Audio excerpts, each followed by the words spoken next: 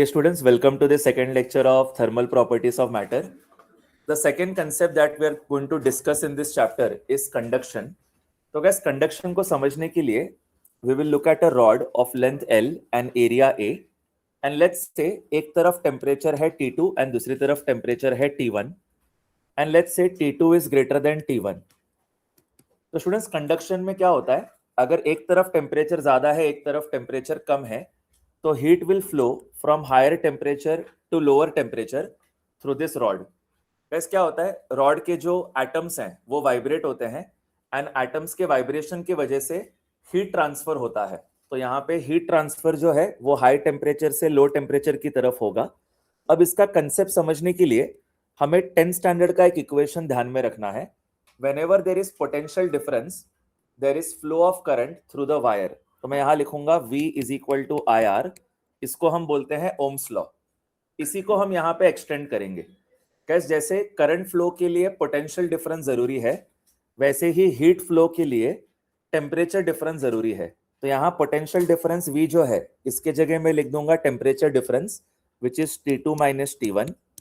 फिर गैस जो I है करंट होता है rate of flow of charge, पर यहाँ पे हम लोग हीट फ्लो देख रहे हैं तो करंट के जगह हम लिखेंगे rate of flow of heat dq by dt. And guys जो रेजिस्टेंस ऑफ द वायर होता है it is given by rho L by A. Guys rho क्या होता है, resistivity of the wire, L is the length of the wire and A is the cross sectional area. पर यहाँ पे हम check कर रहे हैं कि कंडक्शन कितना है, तो इसके लिए हम क्या करेंगे, रो नहीं लिखेंगे, हम रो के जगह लिख देंगे 1/k, where k is conductivity and this is heat conductivity. Guys फिर से एक बार आपको बताता हूं, बहुत ही मस्त कंसेप्ट है. देखो स्टूडेंट्स, कंडक्शन कब होता है, जब एक तरफ टेम्परेचर ज्यादा है एक तरफ टेम्परेचर कम है, तो डिफरेंस इन टेम्परेचर की वजह से हीट फ्लो होता है from higher temperature to lower temperature. Guys solid के जो एटम्स है वो वाइब्रेट करते हैं एंड उस वाइब्रेशन की वजह से हीट ट्रांसफर होता है from high temperature to low temperature. अब गैस इसका मैथमेटिकल इक्वेशन समझने के लिए हम लोगों ने ओम्स लॉ यूज किया. करंट कब फ्लो करता है, जब देयर इज पोटेंशियल डिफरेंस. तो ओम्स लॉ क्या बताता है, V is equal to IR. तो यहाँ पे हमें बस एनालॉजी यूज करना है कि यहाँ पे पोटेंशियल डिफरेंस के जगह पे टेम्परेचर डिफरेंस आ गया T2 माइनस T1. फिर यहाँ पे करंट होता है rate of flow of charge, पर यहाँ पे हीट फ्लो हो रहा है तो इसका मतलब हम यहाँ बोलेंगे rate of flow of heat. तो I की जगह हमने लिखा dq by dt. And guys resistance of wire होता है rho L by A, where rho is resistivity, पर यहाँ पे हम कंडक्टिविटी देख रहे हैं इसीलिए हम रो की जगह लिख रहे हैं 1/k, where k is heat conductivity. And guys L क्या हो जाएगा, L हो जाएगा length of rod and A is the cross sectional area of rod.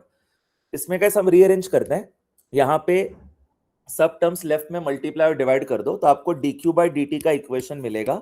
तो dq by dt will become equal to ka into T2 minus T1 divided by L. अब students यहाँ पे आपको फिर dq by dt का final equation मिल जाएगा. ये जो T2 minus T1 है उसको डेल्टा T लिख देंगे तो हमें आंसर मिलेगा dq by dt is equal to ka delta T by L. Students ये वाला जो इक्वेशन है इससे हमारे most of the question solve हो जाएंगे. लेकिन स्टूडेंट्स कुछ कुछ क्वेश्चन ऐसे भी होते हैं जिसमें आपको R इक्विवेलेंट निकाल के फिर ये V is equal to IR उसका एनालॉजी यूज करना है. इसीलिए गाइस इसको इस तरह से समझना बहुत जरूरी है. So I will just summarize. Guys यहाँ पे कंसेप्ट ये है कि heat flows from higher temperature to lower temperature through the solid. This concept is known as conduction. What is the heat flow in conduction, तो उसका ये equation है. Directly equation याद किया तो चलता है कि dq by dt is equal to ka delta t upon L. This is heat conductivity of the material. This is cross sectional area of the rod. This is length of the rod. And guys, delta t is the difference in temperature. Also students, आपको ये भी concept ध्यान में रखना है कि V is equal to IR जो हमारा ओम्स लॉ है उसके थ्रू हम लोगों ने इसको प्रूफ किया. तो ये भी हमारे को एप्लीकेशन में काफी यूजफुल रहता है. तो गाइस इसके कपल ऑफ एप्लीकेशंस भी देख लेते हैं. First application, let's say students हमारे पास 2 रॉड्स हैं जो एक्चुअली पैरेलल में है. तो व्हेन आई से पैरेलल, इन दोनों रॉड्स के बीच में जो टेम्परेचर डिफरेंस है वो सेम है. गाइस हमें कैसे पता चलेगा कि 2 रॉड्स आर इन पैरेलल, अगर दोनों रॉड्स का टेम्परेचर डिफरेंस सेम है तो इसमें बोलते हैं कि both rods are in parallel. तो गाइस ऐसे केस में हम क्या करेंगे, यहाँ पे ऐसे दो रेजिस्टेंस बना देंगे एंड इन रेजिस्टेंस को हम मार्क कर देंगे R1 and R2। Although guys यहाँ पे कंडक्शन है, पर मैं रेजिस्टेंस के थ्रू सीखूंगा बिकॉज इससे समझना ज्यादा इजी है। तो देखो गाइस, हम एप्लीकेशन स्टार्ट कर चुके हैं। If both rods have same temperature difference, देखो गाइस दोनों रॉड्स का लेफ्ट साइड में टेम्परेचर T2 है और राइट साइड में टेम्परेचर T1 है। So both rods have same temperature difference, तो इसको पैरेलल कॉम्बिनेशन बोलेंगे।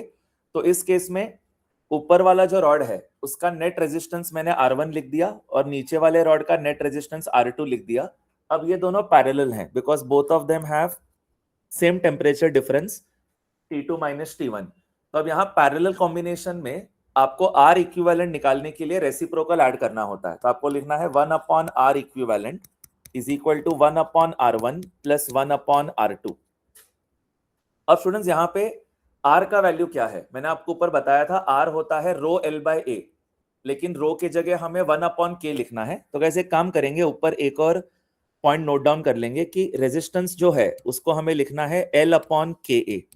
Actually guys the correct formula is rho L by A where rho is resistivity, पर यहाँ पे हम कंडक्टिविटी देख रहे हैं तो रेजिस्टिविटी होता है 1 अपॉन कंडक्टिविटी, इसीलिए फिर हम लोग को ये फॉर्मूला याद रखना है कि R is equal to L upon KA। L is the length of the rod, K is the heat conductivity, A is the cross sectional area। तो R के जगह हम लिखेंगे L अपॉन KA। अब स्टूडेंट्स यहाँ पे फिर हमारा जो 1 अपॉन R1 है वो रिवर्स हो जाएगा बिकॉज यहाँ पे R1 का वैल्यू होता है L अपॉन KA। तो 1 अपॉन R1 का वैल्यू होगा, लिखो K1A1 अपॉन L1। ये रिवर्स हो जाएगा बिकॉज यहाँ 1 अपॉन R1 है, तो K1A1 अपॉन L1 प्लस आगे हो जाएगा K2A2 अपॉन L2। तो स्टूडेंट्स ये हमारे दो जो रॉड्स हैं उनका कंडक्टिविटी आप मार्क कर दो K1 एंड K2। तो हमारे को अभी यहाँ पे सॉल्व करके गाइस R इक्विवेलेंट मिल जाएगा। तो यहाँ पे this is the answer of 1 upon R equivalent. अब एक बार आपने ये कैलकुलेट कर लिया तो उसके बाद फर्दर क्वेश्चन कैसे सॉल्व करेंगे। अब फर्दर सॉल्व करने के लिए अच्छे से सुनना, फर्दर सॉल्व करने के लिए आप ये इक्वेशन अभी यूज मत करना, dq by dt is equal to KA delta T by L। ये कब यूज करना है, जब एक सिंपल रॉड है और उसमें कोई कॉम्प्लिकेशन नहीं है। यहाँ पे कैसे दो रॉड्स थे तो यहाँ पे थोड़ा कॉम्प्लिकेशन आ गया, तो हमने क्या किया, R इक्विवेलेंट निकाला। कैसे, 10th स्टैंडर्ड का कंसेप्ट यूज करके हम समझ गए कि दोनों पैरेलल में है। आप बोलोगे सर हमें कैसे मालूम पड़ेगा पैरेलल में है, अगर दोनों रॉड्स का टेम्परेचर डिफरेंस सेम है तो दे आर इन पैरेलल।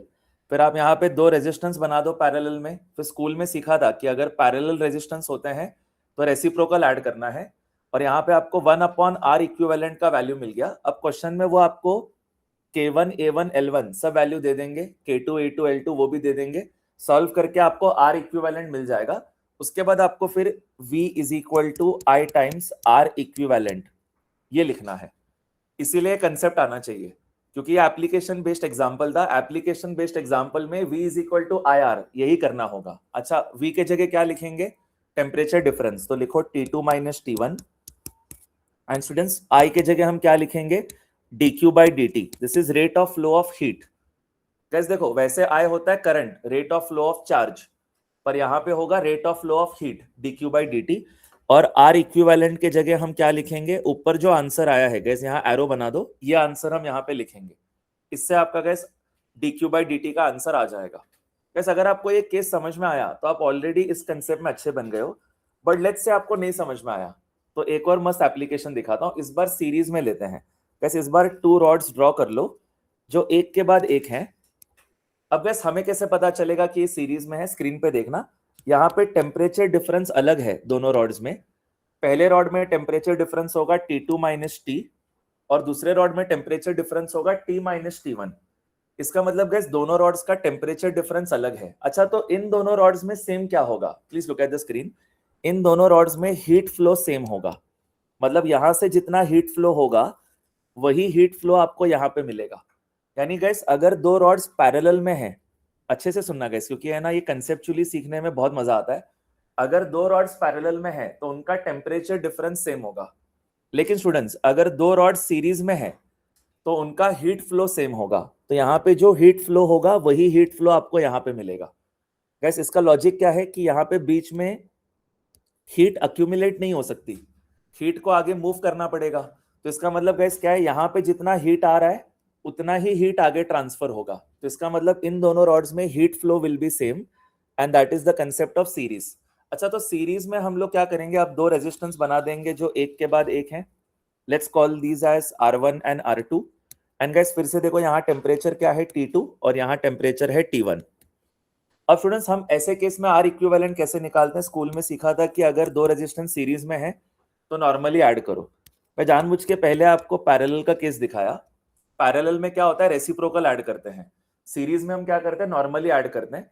अब वापस से गैस हम क्या करेंगे, R1 की जगह फॉर्मूला यूज करेंगे। R1 क्या था गैस, देखना, R1 होगा L1 upon K1 A1। R1 होगा L1 upon K1 A1। Gas देखो, R का फॉर्मूला प्लीज ध्यान में रखो, it is L upon KA।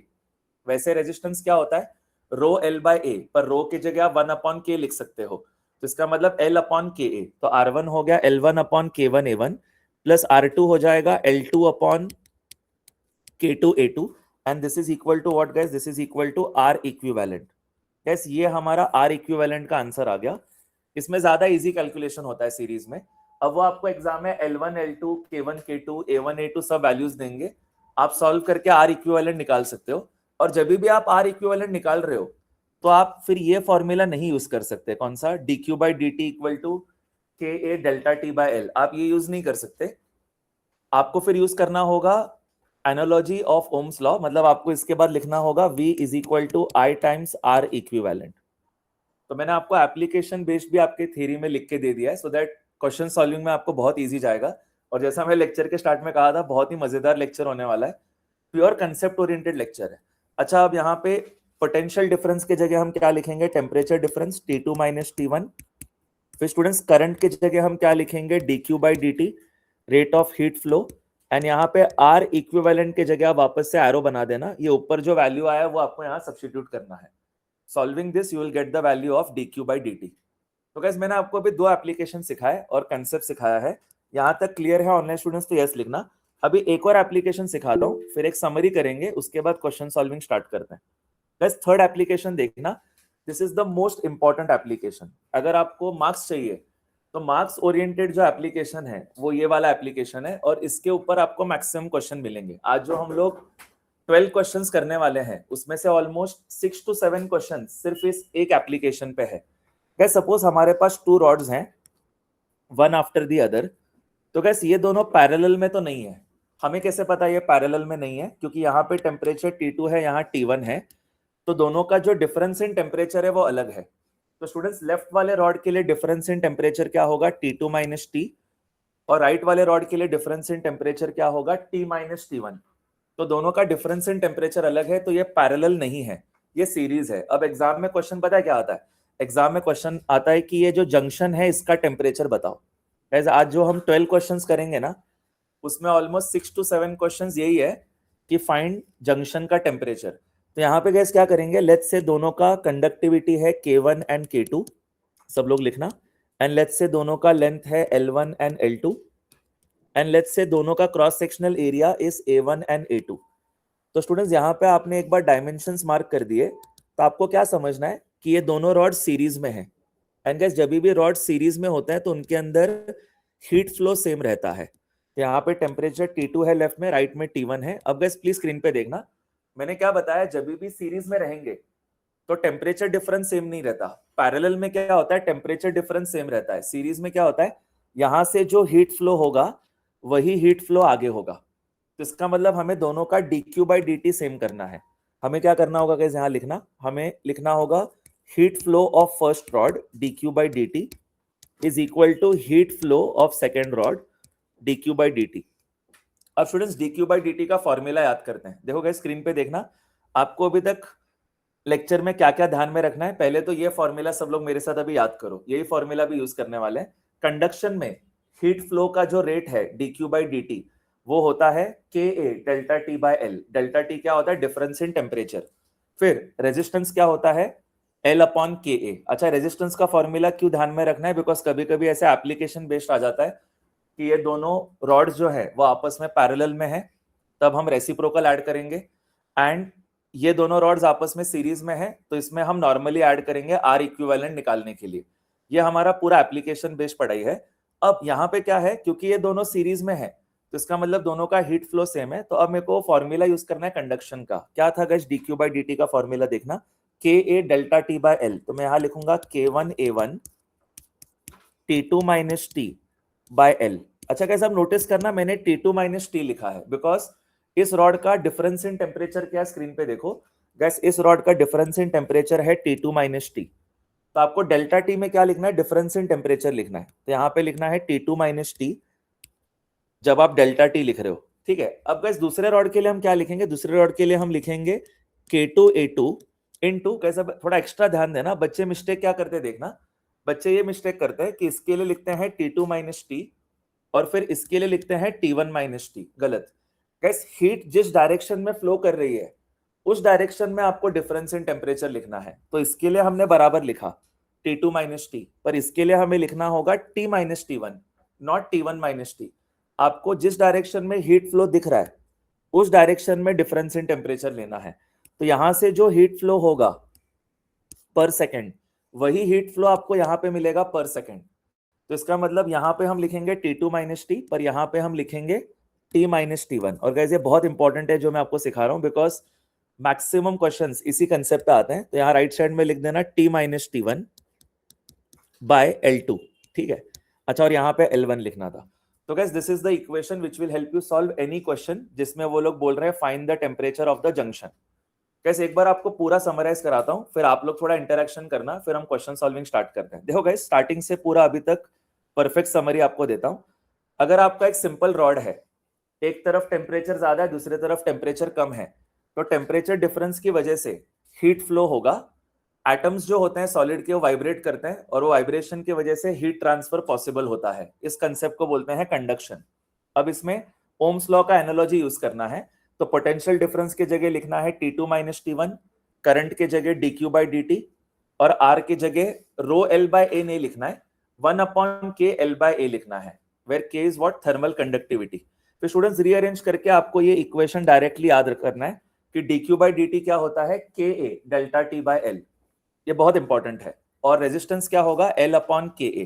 ये दो इक्वेशन एक बार आपके याद हो गए तो उसके बाद आपको एप्लीकेशन समझना है कि यार अगर दो रॉड्स के बीच में टेम्परेचर डिफरेंस सेम है, यानी दोनों रॉड्स ऊपर नीचे है देखो, तो इस केस में दोनों पैरेलल में है। तो इस केस में R इक्विवेलेंट कैसे निकालेंगे? 1 upon R equivalent is equal to 1 upon R1 plus 1 upon R2, मतलब रेसिप्रोकल ऐड करना है।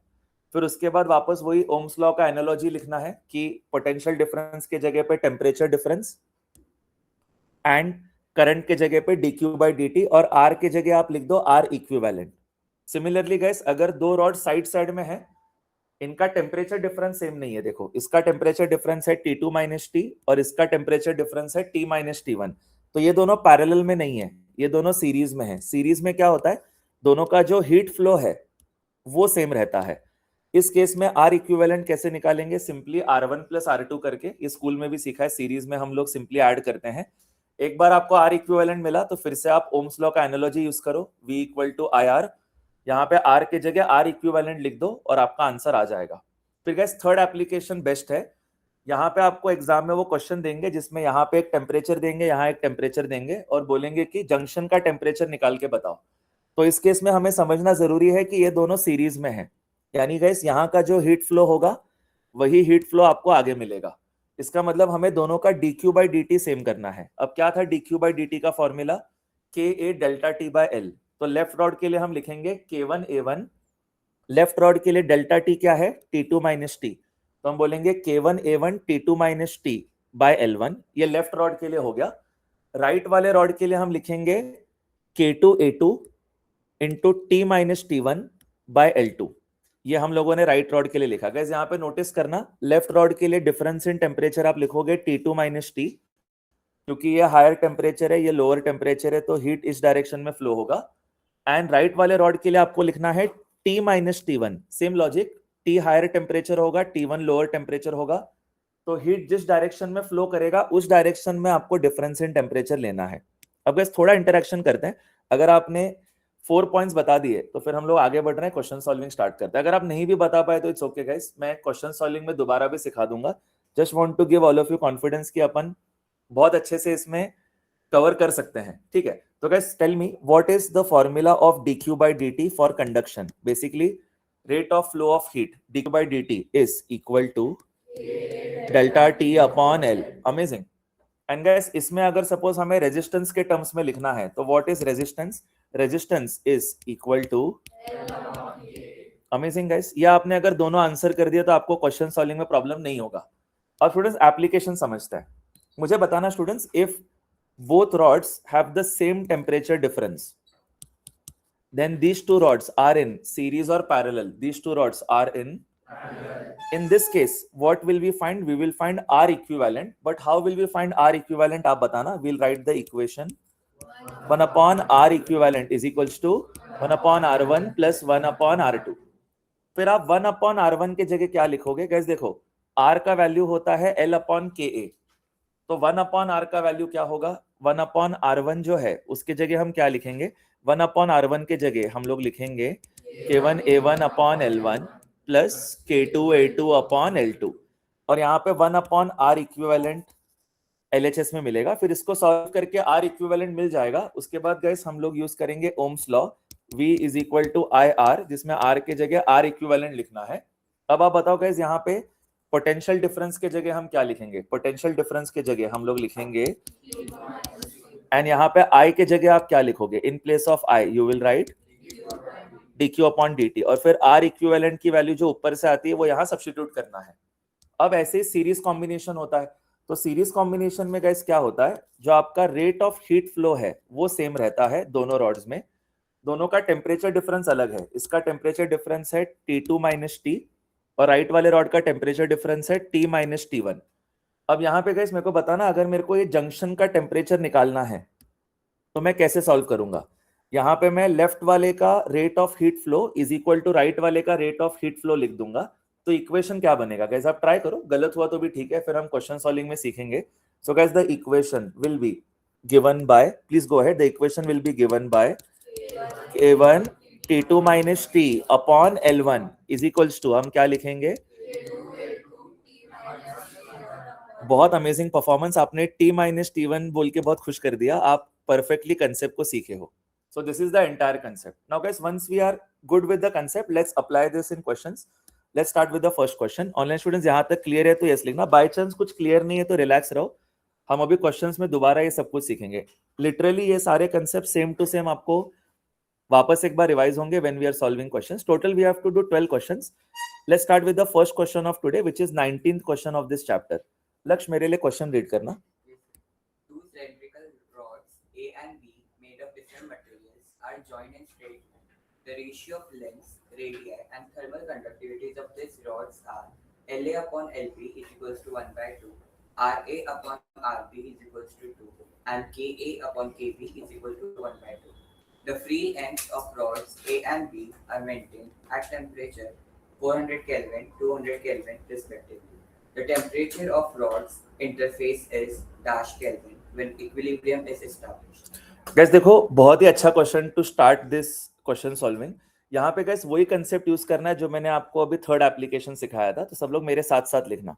This is the first question of today. Guys यहाँ पे उन्होंने बताया that there are two rods one after the other, and यहाँ एक तरफ टेम्परेचर उन्होंने मेंटेन किया है 400 केल्विन और दूसरी तरफ टेम्परेचर है 200 केल्विन। गाइस हमें ना जंक्शन का टेम्परेचर निकालना है T। अब स्टूडेंट्स जो मैंने आपको इक्वेशन बताया था वही इक्वेशन हमें वापस से यहाँ अप्लाई करना है। यहाँ का जो रेट ऑफ हीट फ्लो है वही रेट ऑफ हीट फ्लो आपको यहाँ पे मिलेगा। तो इसका मतलब स्टूडेंट्स लेफ्ट वाले रॉड का हीट फ्लो हो जाएगा K1 A1 into 400 minus T upon L1, and students right वाला जो रॉड है उसका रेट ऑफ हीट फ्लो हो जाएगा K2 A2 into T minus 200 upon L2। अब स्टूडेंट्स हमें क्या करना है? यहाँ पे क्रॉस मल्टीप्लाई करना है। So students when we cross multiply हमें यहाँ पे रिलेशन मिलेगा K1 upon K2 into A1 upon A2 into 400 minus T is equal to, guys right side में मिल जाएगा L1 upon L2 into T minus 200। Guys बस एक कंसेप्ट के लिए आप स्क्रीन पे देखना, आप जब यहाँ रेट ऑफ हीट फ्लो लिख रहे हो तो लेफ्ट वाले रॉड के लिए डिफरेंस इन टेम्परेचर लिखना है 400 माइनस T, पर राइट वाले रॉड के लिए आपको लिखना है t माइनस 200। गलती से आप 200 माइनस टी मत लिख देना, वो गलत कंसेप्ट हो जाएगा। मैंने आपको बताया था जिस डायरेक्शन में हीट फ्लो है उस डायरेक्शन में टेम्परेचर डिफरेंस लिखना है। तो देखो, this is rate of heat flow in the first rod and that is equal to rate of heat flow in the second rod. अब गाइस यहाँ पे हमने L1 को राइट में मल्टीप्लाई कर दिया एंड स्टूडेंट्स यहाँ पे K2 और A2 जो है उसको लेफ्ट में डिवाइड कर दिया। अब ये वैल्यूज उन्होंने हमें क्वेश्चन में दिए हैं। Guys I think this value has been given as half, तो यहाँ पे हम लिख देंगे हाफ। अब स्टूडेंट्स यहाँ पे जो A1 अपॉन A2 है ये उन्होंने नहीं दिया है, उन्होंने रेडियस का रेशियो दिया है। सो रेडियस का रेशियो इज 2, तो area is always proportional to radius का स्क्वायर। गाइस एरिया होता है पाई आर स्क्वायर, तो area is always proportional to radius का स्क्वायर। तो रेडियस का रेशियो 2 है, तो यहाँ एरिया का रेशियो जो है वो 2 स्क्वायर को प्रोपोर्शनल हो जाएगा, यानी गाइस एरिया का जो रेशियो है वो 4 हो जाएगा। तो लिखना half into 4 into 400 minus T is equal to half into t minus 200। Guys यहाँ पे लेंथ का जो रेशियो है वो भी हाफ दिया था, इसलिए मैंने राइट साइड में हाफ लिख दिया। फिर से गाइस एक बार बोलता हूं, जो थर्मल कंडक्टिविटी का रेशियो है K1 अपॉन K2 वो हाफ दिया है, पर एरिया किसको प्रोपोर्शनल होता है गाइस? रेडियस के स्क्वायर को। तो area is proportional to R square, तो रेडियस का रेशियो 2 दिया था, तो एरिया का रेशियो 2 स्क्वायर 4 हो जाएगा। तो देखो स्टूडेंट्स, एरिया का रेशियो 4 है, थर्मल कंडक्टिविटी का रेशियो हाफ है, एंड गाइस राइट साइड में जो लेंथ है उसका रेशियो भी उन्होंने हाफ दिया है यहाँ पे। अब स्टूडेंट्स दोनों तरफ यहाँ पे 2 कैंसिल हो जाएगा डिनोमिनेटर में। यहाँ पे आपको इक्वेशन मिलेगा 4 times 400 minus T is equal to T minus 200। अब स्टूडेंट्स हम इसको सॉल्व करेंगे तो हमें फाइनल आंसर मिल जाएगा। तो यहाँ पे final answer would look like 1600 minus 4t and this is equal to t minus 200। अब स्टूडेंट्स यहाँ पे रीअरेंज कर लो, तो 1600 plus 200 that would become 1800 and 1800 is equal to 5t हो जाएगा। अब 5 को लेफ्ट में डिवाइड कर दो, तो guys the correct answer of the temperature of the junction will be 360 kelvin. This is the final answer. Guys बहुत अच्छे से हमने पूरा डिटेल में डिस्कस किया है। एक ही जगह है जहां पे आप गलत जा सकते हो कि गलती से आपने अगर एरिया का रेशियो 2 ले लिया। नहीं guys, area is proportional to R square और रेडियस का रेशियो 2 था, तो एरिया का रेशियो हो जाएगा 2 स्क्वायर, तो दैट इज 4। बाकी हम लोगों ने ये जो कंसेप्ट है ये तो हम लोगों ने थ्योरी में भी डिस्कस किया था, यहाँ पे हमने अप्लाई करना सीखा। और गाइस ऐसे सिमिलर और 5 क्वेश्चंस करेंगे। अभी प्राइमा फिशा अगर फर्स्ट क्वेश्चन आपको समझ में आ गया ऑनलाइन स्टूडेंट्स तो यस लिखो। सेकंड क्वेश्चन स्टार्ट करते हैं। अब गाइस सेकंड क्वेश्चन थोड़ा चैलेंजिंग है, पर अगर एक बार आपने अभी सेकंड क्वेश्चन सीख लिया ना, इससे डिफिकल्ट क्वेश्चन एग्जाम में आ ही नहीं सकता। इनफैक्ट ये क्वेश्चन करने के बाद बाकी का लेक्चर आपको बहुत ईजी लगेगा। बहुत ही अमेजिंग वैल्यू एडिशन वाला क्वेश्चन, प्रॉपर कंसेप्चुअल क्वेश्चन है। लक्ष्य प्लीज क्वेश्चन रीड करना। Three conductors of same length having thermal conductivity K1, K2 and K3 are connected as shown in the figure. Area of cross sections of first and second conductor are same, and for third conductor it is double of the first conductor.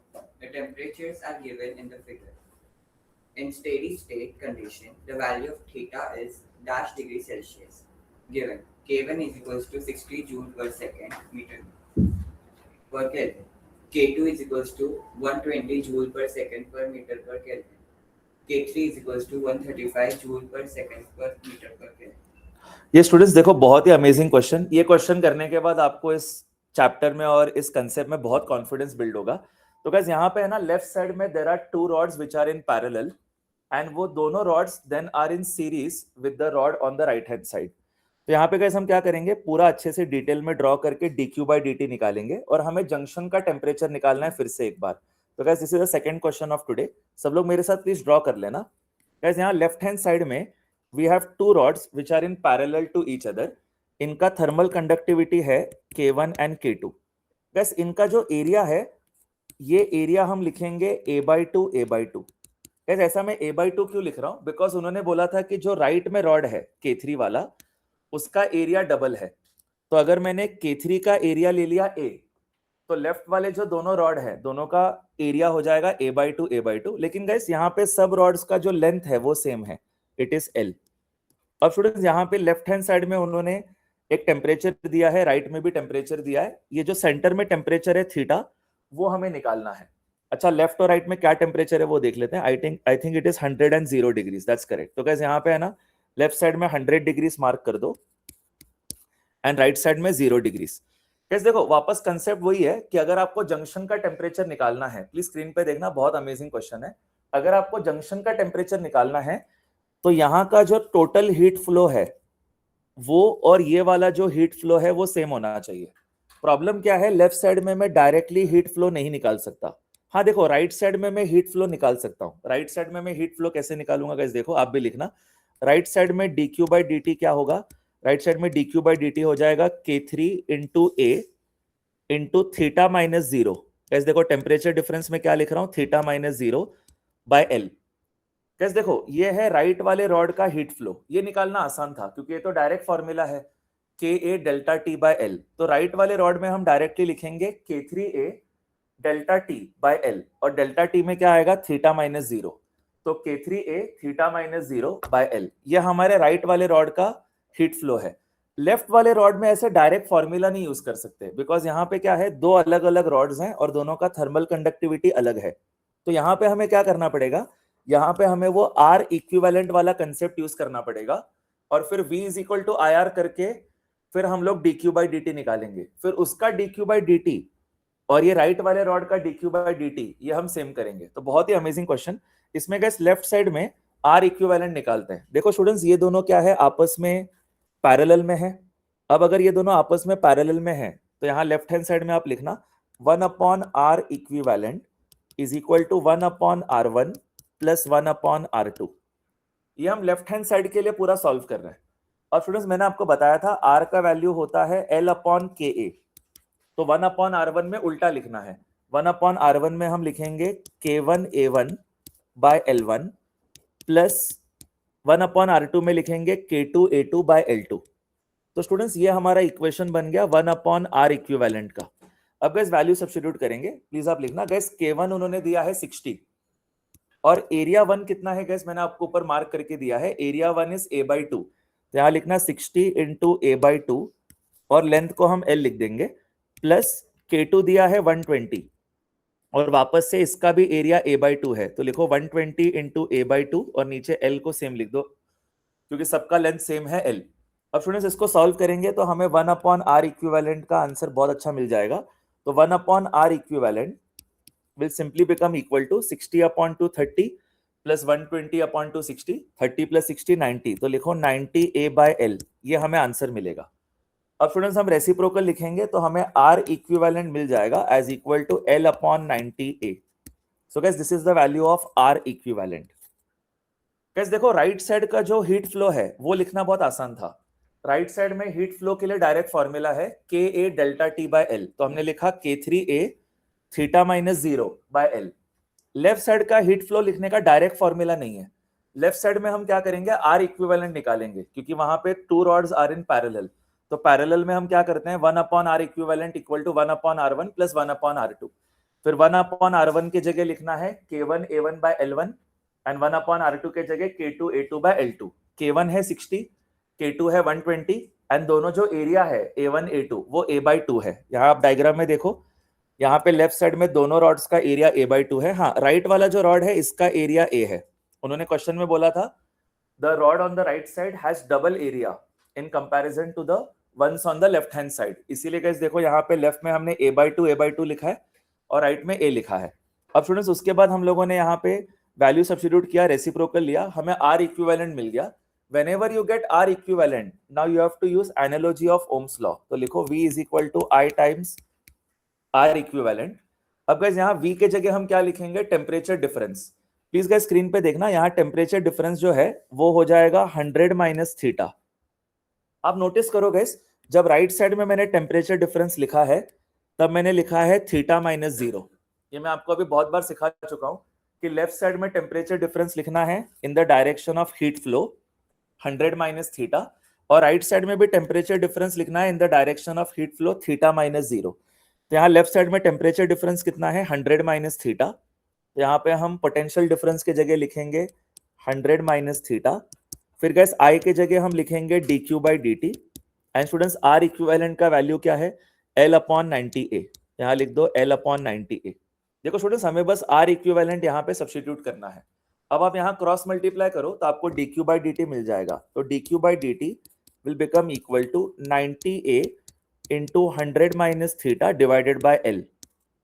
अब यारो ये dq by dt है of the left section of the rod and ऊपर हमारे को जो dq by dt मिला था this is the value for the right section of the rod. तो guys ये दोनों dq by dt सेम चाहिए. क्यों ये सेम चाहिए? Because left section and right section जो है वो आपस में सीरीज में है. तो ऑनलाइन स्टूडेंट्स आप भी देखना, यहाँ पे जो टोटल हीट फ्लो होगा वही हीट फ्लो यहाँ पे होगा बिकॉज ये दोनों आपस में सीरीज में है. तो दोनों का dq by dt हमें सेम करना है. अच्छा गाइस फिर से एक चीज बोलता हूँ, राइट वाले सेक्शन का dq by dt निकालना बहुत आसान है क्योंकि उसमें बस डायरेक्टली फॉर्मूला यूज करना है ka delta t by l. Left वाले का भी शायद गाइस आपको अभी आसान लग रहा होगा बिकॉज हम 2 to 3 टाइम्स कर चुके हैं, थ्योरी में भी किया, अभी वापस क्वेश्चन में किया कि आपको r इक्विवेलेंट निकाल के v इक्वल टू IR के थ्रू सॉल्व करना है. अब दोनों का dq by dt सेम करेंगे. तो गाइस आप लिखना dq by dt of the left section of the rod is equal to dq by dt of the right section. अब गाइस दोनों का वैल्यू क्या है चेक करते हैं. लेफ्ट सेक्शन का जो dq by dt है उसका वैल्यू आया था, लिखो 90A into 100 minus theta upon L.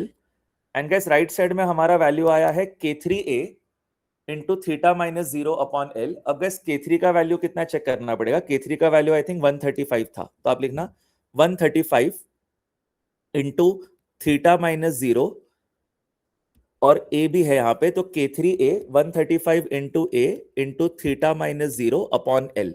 अब स्टूडेंट्स देखो दोनों तरफ a बाय l कैंसिल हो जाएगा एंड आपको यहाँ पे इक्वेशन मिलेगा 9000 minus 90 theta is equal to 135 theta. वैसे ही आंसर आ गया. तो हमारा आंसर आ जाएगा 9000 इज इक्वल टू 225 थीटा.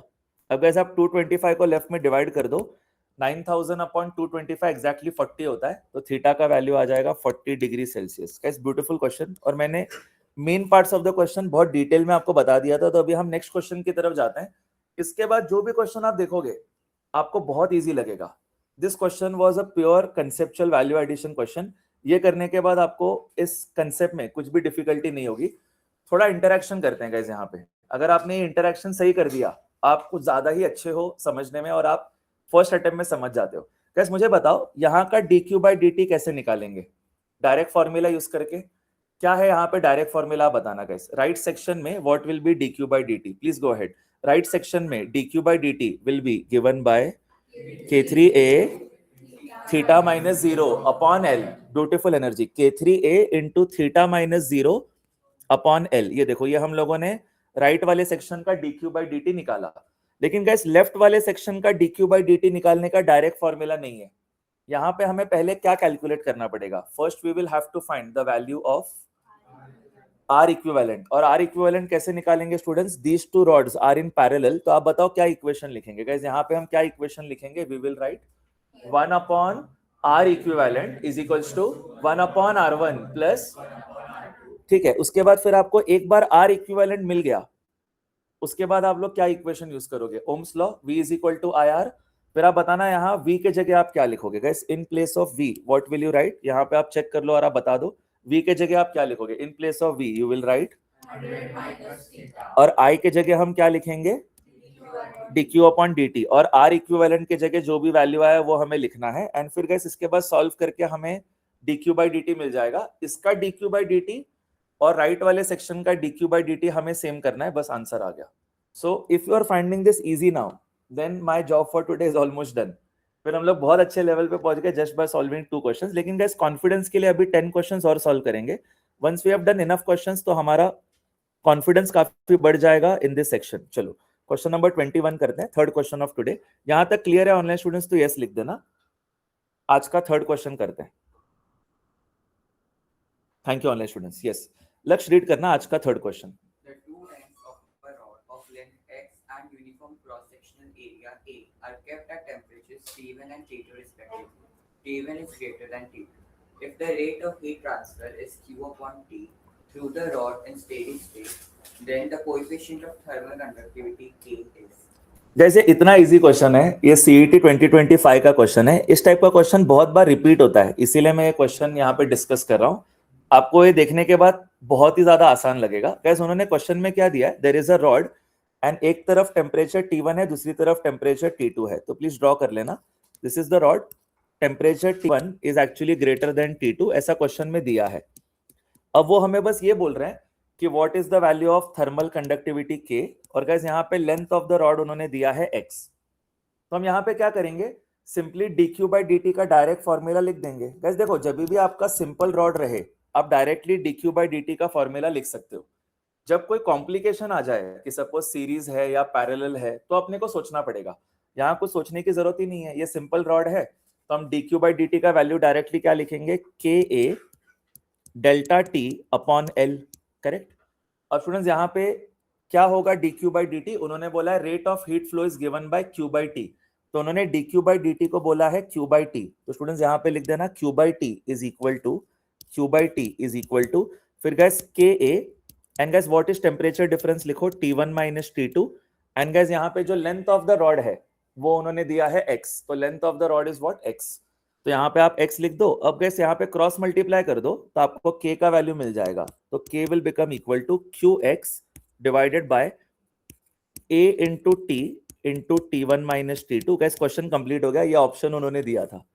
अब बोलोगे सर ये तो थ्योरी का पार्ट ही हो गया कि जो थ्योरी का फॉर्मूला आपने बताया था उसमें बस लेंथ को x लिखना है। You are absolutely right. कई बार आप अच्छे एप्लीकेशन वाले क्वेश्चन करोगे ना, उसके बाद आपको CET level, BITSAT level, NEET level easy लगना चालू हो जाएगा, क्योंकि उसमें डायरेक्टली ऐसे फॉर्मूला बेस्ड क्वेश्चन आता है जिसमें बस हमने फॉर्मूला लिखा, लेंथ के जगह x लिखा, डेल्टा t के जगह लिखा T1 माइनस T2 और क्रॉस मल्टीप्लाई किया, अपना आंसर आ गया k का। तो ये हमारा आज का थर्ड क्वेश्चन कंप्लीट हुआ।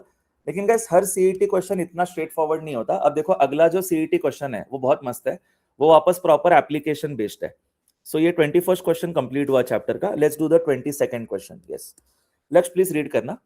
A composite slab consists of two materials having coefficients of thermal conductivity K and 2K, thickness x and 4x respectively.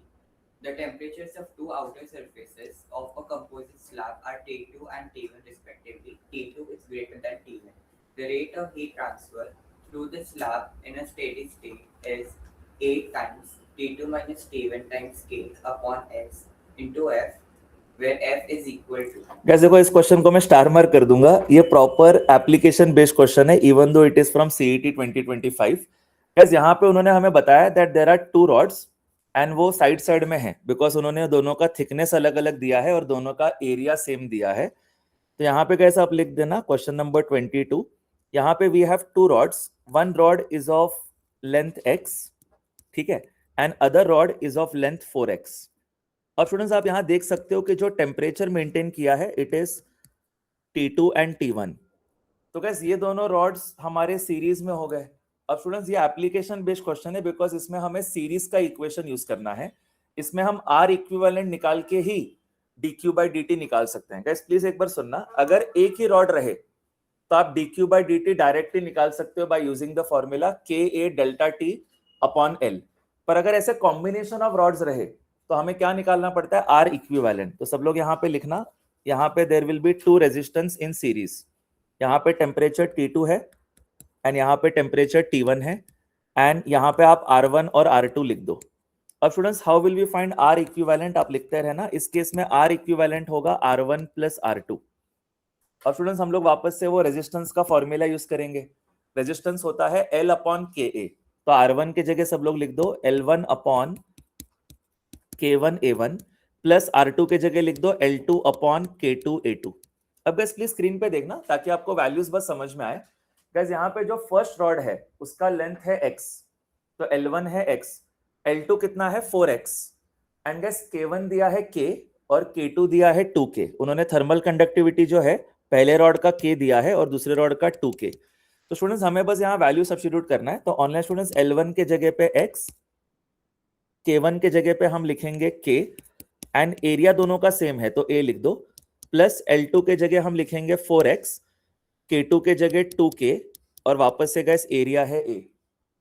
अब स्टूडेंट्स यहाँ पे सिंपल कैलकुलेशन करो तो आपको R इक्विवेलेंट मिल जाएगा। देखो सेकंड टर्म में 4/2 है तो इसका मतलब सेकंड टर्म हो जाएगा 2x अपॉन KA और लेफ्ट टर्म है x अपॉन KA। ऐड करके आपको मिल जाएगा R equivalent is equal to 3x upon KA। So guys this is the value of R equivalent. अब गाइस आपने गेस कर लिया होगा कि once we get R equivalent हमें हमेशा analogy of Ohm's law use करना है, तो यहाँ पे हम लिखेंगे V is equal to I R. Guys यहाँ पे हम पोटेंशियल डिफरेंस की जगह लिखेंगे temperature difference which is T2 minus T1। फिर स्टूडेंट्स फिर से हम लोग करंट की जगह लिखेंगे rate of heat flow dq by dt। And students यहाँ r की जगह हमें लिखना है r इक्विवेलेंट। तो what is the value of r equivalent guys? It is 3x upon ka। तो यहाँ पे आ जाएगा 3x upon ka। Let's cross multiply, तो हमें dq बाई dt का वैल्यू मिल जाएगा। उन्होंने क्वेश्चन में यही बोला था कि find the rate of heat flow. तो dq बाई dt स्टूडेंट्स आ जाएगा as equal to ka into T2 minus T1 divided by 3x। Guys ये आपका फाइनल आंसर है, इसको आप बॉक्स बना दो।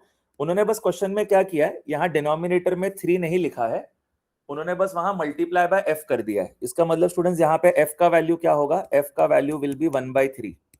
ये हमारा फाइनल आंसर है। क्योंकि देखो उन्होंने क्वेश्चन में क्या किया था, उन्होंने क्वेश्चन में एग्जैक्टली यही टर्म दिया है और यहाँ इंटू f लिखा है। तो एक्चुअली f का वैल्यू क्या होना चाहिए? f का वैल्यू होना चाहिए 1/3। तो आपका फिर ये आंसर मैच कर जाएगा। So the final answer is f equal to 1/3। Guys ये क्वेश्चन मैं सच में रिपीट करना चाहूंगा for confidence. Please look at the screen. ये प्रॉपर एप्लीकेशन बेस्ड क्वेश्चन है। जैसे हमने आज सेकंड क्वेश्चन किया उसमें पैरेलल कॉम्बिनेशन था, यहाँ पे सीरीज कॉम्बिनेशन है। तो आपको क्या करना है, आपको समझना है कि जब भी मल्टीपल रॉड्स हैं तब हम dq बाई dt का डायरेक्ट फॉर्मूला नहीं यूज कर सकते, हमें निकालना पड़ेगा r इक्विवेलेंट। तो यहाँ पे 2 रॉड्स आर इन सीरीज, तो r इक्विवेलेंट होगा r1 प्लस r2। फिर r1 के जगह आप लिख दो L1 अपॉन K1A1 और r2 के जगह L2 अपॉन K2A2। फिर length of first rod is x, length of second rod is 4x, thermal conductivity of first rod is k, thermal conductivity of second rod is 2k। ये सब value आप substitute कर दो। Once you do that आपको r equivalent मिल जाएगा 3x bye ka। फिर आप ये ओम्स लॉ का एनालॉजी यूज करो, पोटेंशियल डिफरेंस के जगह लिखो temperature difference T2 minus T1, current के जगह पे रेट ऑफ हीट फ्लो लिख दो dq by dt and r equivalent का जो वैल्यू है वो लिख दो। फिर क्रॉस मल्टीप्लाई करके आपको dq बाई dt मिल गया। गाइस हम 1/3 कर चुके हैं, टोटल 12 क्वेश्चंस करने हैं। अब इसके आगे जो भी क्वेश्चंस हैं उसमें आप कुछ भी नया नहीं सीखोगे, बस इसी का हम लोग दोबारा प्रैक्टिस करेंगे, आपका कॉन्फिडेंस बहुत बढ़ेगा। यहां तक क्लियर है ऑनलाइन स्टूडेंट्स? तो यस लिख दो, एक ही फ्लो में सारे क्वेश्चंस करते हैं। Let's move ahead to the 5th question of this section. And guys एक चीज वापस बोलना चाहूंगा, जब भी आपके पास सिर्फ सिंगल रॉड रहेगा तो उस केस में आप dq बाई dt का फॉर्मूला लिखो डायरेक्टली। अगर आपके मल्टीपल रॉड्स हैं तो आपको r इक्विवेलेंट कैलकुलेट करना होता है और फिर ओम्स लॉ यूज करने का। Okay let's move ahead the 5th question of today. लक्ष्य प्लीज रीड करना। Rate of flow of heat through a cylindrical rod is H2. The temperature at the ends of the rods are T1 and T2. If all the dimensions of the rod become double and the temperature difference remains the same, the rate flow of heat becomes H2. Then guys देखो ऐसे questions exam में orally करने हैं, हमें ना यहाँ पे on paper कर देंगे बट एग्जाम में आप ओरली कैलकुलेशन कर सकते हो बिकॉज आपको dq बाई dt का फॉर्मूला पता है। गाइस dq बाई dt का जो फॉर्मूला है वो लिख लेना। This is the 5th question, overall I think question number 23 of this chapter. यहाँ पे सब लोग लिख दो dq by dt is simply equal to ka delta t upon l। अब गाइस वो लोग क्या बोल रहे हैं कि this rate of heat flow is h1। अब बस वो ये बोल रहे हैं कि डायमेंशंस डबल करने हैं। तो गाइस स्क्रीन पे देखना, अगर हमने डायमेंशंस डबल किए तो यहाँ लेंथ के जगह पे 2l हो जाएगा और ये जो एरिया है ये 4a हो जाएगा। 2a नहीं होगा, 4a होगा because area is proportional to r square. Area क्या होता है गाइस? पाई r स्क्वायर होता है। तो इसका मतलब area is proportional to linear dimension का स्क्वायर। तो अगर आपने सब डायमेंशंस डबल किए हैं तो यहाँ एरिया 2a नहीं होगा, एरिया होगा 4a और आपका जो लेंथ है वो हो जाएगा 2l। तो guys on doubling all the dimensions we should get the equation of dq by dt as equal to k into 4a by 2l into delta t। And guys इसको उन्होंने h2 बोला है। अब h2 और h1 में guys relation मिल गया। आप यहाँ देख सकते हो कि यहाँ पे 4/2 2 हो जाएगा, तो यहाँ पे 2 का एक फैक्टर एक्स्ट्रा आ गया, बाकी ऊपर का ही टर्म है। तो क्योंकि यहाँ पे 2 का एक एक्स्ट्रा फैक्टर आ चुका है तो हमारा h2 इज इक्वल टू हो जाएगा 2h1। तो आप लिखना therefore h2 is equal to 2h1। जैसा मैंने आपको कहा था, after you do the first 2-3 really good quality questions on any concept, आगे क्वेश्चंस आपको बहुत इजी लगेंगे। ये क्वेश्चन कंप्लीट हुआ। Just a summary, if U double all dimensions तो यहाँ लेंथ के जगह 2l हो जाएगा पर एरिया के जगह 2a नहीं, एरिया के जगह 4a हो जाएगा। फिर यहाँ पे एक फैक्टर ऑफ 2 बच गया, 4/2 इज 2। तो वो जो 2 का फैक्टर है it is multiplied by this number only, तो 2 into h1 is the value of h2. This is the final answer. Let's move ahead guys. आज का 6 क्वेश्चन करते हैं, overall 24th question of this chapter. Yes online students, ये भी question आपको clear है तो एक बार यस लिख देना. नेक्स्ट क्वेश्चन हम लोग यहाँ पे डिस्कस करते हैं. This is question number 24 of the chapter. Okay, thank you online students for confirming. Yes, Lakshya read करना question number 24. Three identical heat-conducting rods are connected in series as shown in the figure. The rods on the sides have thermal conductivity 2K, while that in the middle has thermal conductivity K. The left end of the combination is maintained at temperature 3T and the right end at T. The rods are thermally insulated from outside. In steady state, temperature at the left junction is T1 and that at the right junction is T2. The ratio of T1 is to T2 is. Guys देखो, बहुत ही मस्त question और ये NEET exam का है, मतलब ये BITSAT level का क्वेश्चन है. इसमें गाइस वही कंसेप्ट है कि हमें जंक्शन का टेम्परेचर निकालना है, पर इन्होंने क्या किया है, 3 रॉड्स रख दिए हैं, तो यहाँ पे देयर आर 2 जंक्शन. इस बार गाइस हमें ये भी निकालना है और ये भी निकालना है. हमारा कंसेप्ट चेंज नहीं होगा गाइस, प्लीज सब लोग स्क्रीन पे देखना, अभी कुछ लिखना नहीं है. हम एक बार है ना थोड़ा डिस्कस कर लेते हैं. गाइस हम क्या करेंगे, इसका जो रेट ऑफ हीट फ्लो है और इसका जो रेट ऑफ हीट फ्लो है इसको सेम कर देंगे. तो इक्वेशन क्या बनेगा गाइस, मैं आपको बताता हूं. इक्वेशन बनेगा 2k into A into 3t minus t1 upon l. ये इसका रेट ऑफ हीट फ्लो हो गया, and this will be equal to, इसका रेट ऑफ हीट फ्लो होगा k into A into t1 minus t2 upon l.